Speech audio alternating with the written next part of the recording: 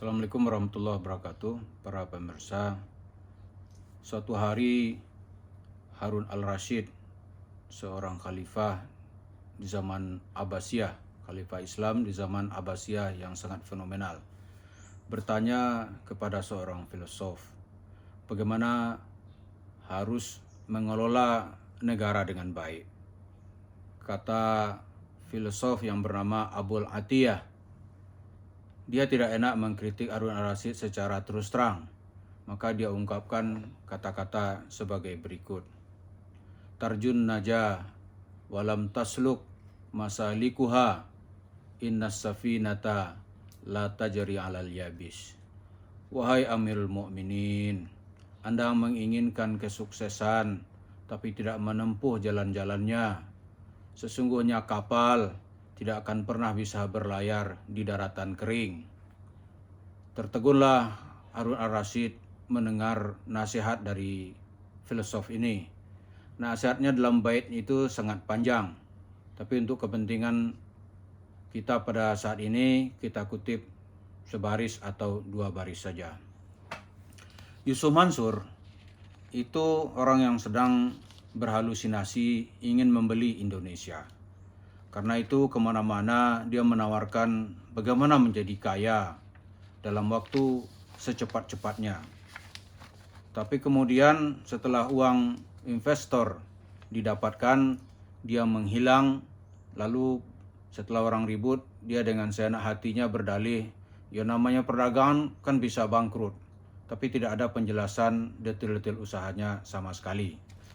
Untuk kali ini, itu korban investasi batubara melaporkan Yusuf Mansur ke Pengadilan Negeri Jakarta Selatan. Dalam surat gugatan dimasukkan pada tanggal 11 Januari 2022. Dalam gugatannya itu dinyatakan perihalnya adalah kepada yang terhormat Pengadilan Negeri Jakarta Selatan, Jalan Ampera Raya nomor 133 Ragunan, Pasar Minggu, Kota Jakarta Selatan, DKI Jakarta. Perihal gugatan adalah gugatan ingkar janji atau wan prestasi. Saya yang bertanda tangan di bawah ini, Zaini Mustafa SH, pekerjaan advokat, beralamat di Klaster Floren, Kota Wisata, Desa Ciangsana, Kecamatan Gunung Putri, Kabupaten Bogor, Jawa Barat, dengan email sebagai berikut. HP terlampir, selanjutnya disebut sebagai pihak penggugat. Dengan ini mengajukan gugatan melawan 1.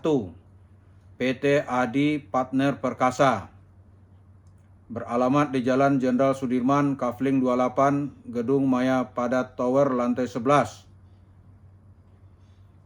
Yang kedua, Adiansah, pekerjaan Direktur Utama PT Adi Partner Perkasa, dengan beralamat di Jalan Dwi Kora Raya, nomor 7 RT 008 RW 013, Kelurahan Halim Perdana Kusuma, Kecamatan Makassar, Kota Jakarta Timur, DKI Jakarta. Selanjutnya disebut sebagai penggugat kedua. Yang ketiga, Jamaan Khotib Mansur alias Yusuf Mansur alias Haji Yusuf Mansur alias Ustadz Yusuf Mansur alias UYM, pekerjaan dai dan pengusaha, dahulu berkedudukan sebagai komisaris utama pada PT Adi Partner Perkasa, beralamat di Jalan Ketapang nomor 35 RT 001 RW 003, Kelurahan Ketapang, Kecamatan Cipondoh, Kota Tangerang, Banten. Selanjutnya disebut tergugat ketiga. 4. Baitumal wa Tamwil Darussalam Madani alias BMT Darussalam Madani, beralamat di Ruko Fresh Market Blok FMR 6 nomor 18 Jalan Boulevard, Kota Wisata, Desa Ciangsana, Kecamatan Gunung Putri, Kabupaten Bogor, Jawa Barat. Selanjutnya disebut sebagai tergugat 4. 5. Yayasan Program Pembibikan Penghafal Al-Quran, Pondok Pesantren Tahfiz Darul Quran. Ini milik Yusuf Mansur katanya nih. Beralamat di Jalan Tamrin, RT 01, RW 05, Kelurahan Ketapang, Kecamatan Sipondoh, Kota Tangerang, Banten. Selanjutnya disebut sebagai tergugat 5. Para pemirsa, untuk kali ini Yusuf Mansur mungkin tidak bisa lagi berkilah. Untuk lari jeratan hukum peluangnya sudah sangat sedikit. Ibarat kata pepatah, sepandai-pandai tupai melompat, suatu kali dia akan jatuh juga. Untuk kali ini adalah hari kejatuhan Yusuf Mansur. Hipnotis sedekah sudah nggak laku. Cerita-cerita investasi tidak bisa dibuktikan. Di mana-mana dia membawa uang investasi, lalu melarikan diri.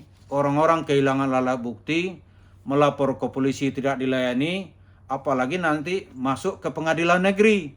Malah yang diusir oleh hakim dengan dalih tidak cukup barang bukti. Tapi kali ini barang buktinya cukup, PT-nya jelas, saksinya banyak. Yusuf Mansur terlibat langsung memberikan orasi dan secara fakta hukum dia juga menjadi komisaris PT tersebut. Berapa kerugian investasi jemaah di Masjid Darussalam di Kota Cibubur? Secara keseluruhan akumulasinya mengerikan, yaitu sebanyak hampir 55 miliar. Tapi yang menggugat ini Pak Jaini Mustafa, dia menggugat seorang diri karena susah sekali berkoordinasi dengan orang-orang yang juga dirugikan. Dia sendiri secara pribadi saat itu menyerahkan uangnya sebanyak 80 juta rupiah. Peristiwa ini sudah terjadi 12 tahun yang lalu. Hanya sekali mendapat profit. Setelah itu cerita usaha ini hilang di telan bumi. Dan Yusuf Mansur membual kemana-mana, dia tidak bertanggung jawab. Karena dari cerita-cerita para korban, Yusuf Mansur ini pintar dia. Mula-mula dia memprovokasi jamaah pakai dalil-dalil agama. Tapi setelah itu orang dibikin kehilangan alat bukti. Karena dia tahu kalau di hukum itu harus bicara alat bukti. Nah sekarang alat bukti nggak ada. Maka susahlah mengugat kasus-kasusnya ke pengadilan. Tapi kali ini data-data yang dimasukkan ke pengadilan negeri, data hukumnya kuat. Karena dia terlibat sebagai komisaris dan mempromosikan, mendorong. Nah yang kedua, cara Yusuf Mansur ini adalah dia mengajak misalnya seperti BMT. Nanti mungkin pengurus BMT mendapat share dari uang yang didapatkan ini. Nah setelah itu ya dia berlindung di balik badan-badan seperti ini.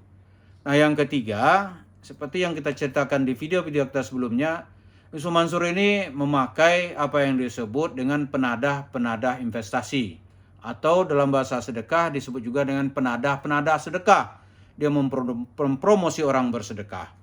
Kalau di Solo itu mungkin disebut dengan combe-combe sedekah. Seperti pedagang obat di pasar Klewer. Gitu. Berapa Yusuf Mansur harus mengembalikan uang ini? Nanti kalau hitungannya saya punya ya. Tahun 2009 itu harga batu bara sangat bagus. Karena dari tahun 2004 sampai 2009 harga batu bara itu sangat tinggi, di atas $90 per metrik ton GAR 42. Sementara kos produksi itu dari dulu sampai sekarang ya. Kalau tahun-tahun di bawah tahun 2010 itu, kos produksi per metrik ton itu hanya sekitar 22 atau 23 dolar per metrik ton. Sekarang per metrik ton itu ya kos produksi sekitar 27 atau 28 dolar per metrik ton. Yusuf Mansur saat itu menjanjikan keuntungan kepada setiap investor itu adalah 10% per shipping. Jadi setelah barang, ini kan perdagangan ya, jadi waktunya harus pendek. barang dibeli, saat itu disebutkan keuntungan sekitar 30%. Jadi dibagi 2, ya 28% dibagi 2 jadi 14%. Untuk investor 14%, dari 14% itu dipotong 4% untuk Yayasan Darul Quran milik Yusuf Mansur. Untuk sedekah lah gitu. Orang-orang ini tidak keberatan. Tapi apa yang terjadi? Uangnya amsyong, hilang. Dari hitungan Pak Zaini, itu dia hanya mengatakan dasar hitungannya ini adalah yaitu modal ditambah profit. Ketika profit tidak diberikan, profit itu menjadi modal. Misalnya modal 80 juta, maka begitu shipping pertama, dia harus mendapatkan 10%, maka menjadi 89